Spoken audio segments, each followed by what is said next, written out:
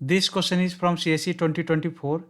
यहाँ पे देखिए, as per article 368 of the constitution of India, the parliament, ध्यान दीजिए, the parliament may amend any provision of the constitution by way of addition, variation, repeal. तो इसमें से देखिए which of the option is correct. So let's decode it first. यहाँ पे देखिए, as per article 368 of the Constitution of India, the Parliament may amend any provision of the Constitution by mean of addition. Okay.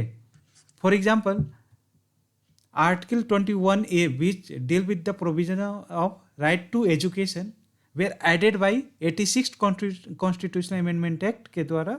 Okay.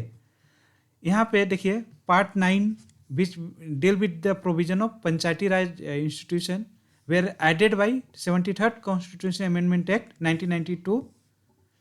और भी example देखिए, part 9A which deal with the urban local body were added by 74th Constitutional Amendment Act 1992। Parliament may amend any provision of the Constitution by varying the existing articles, parts or schedule।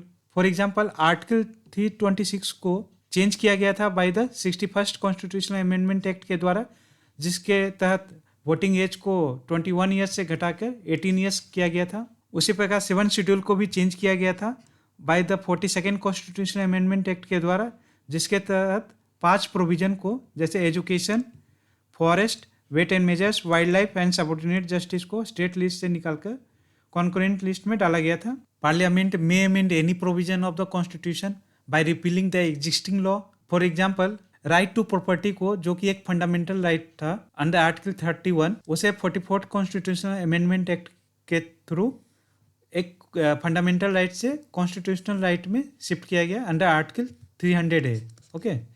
और second example देखते हैं, जैसे part 7 जो कि deal करता था provision of part B state, ठीक है, उसे रिपील किया गया 7th कॉन्स्टिट्यूशनल अमेंडमेंट एक्ट के द्वारा इन 1956। सो हम लोगों ने देखा Parliament may amend any provision of the Constitution by mean of addition, variation and repeal.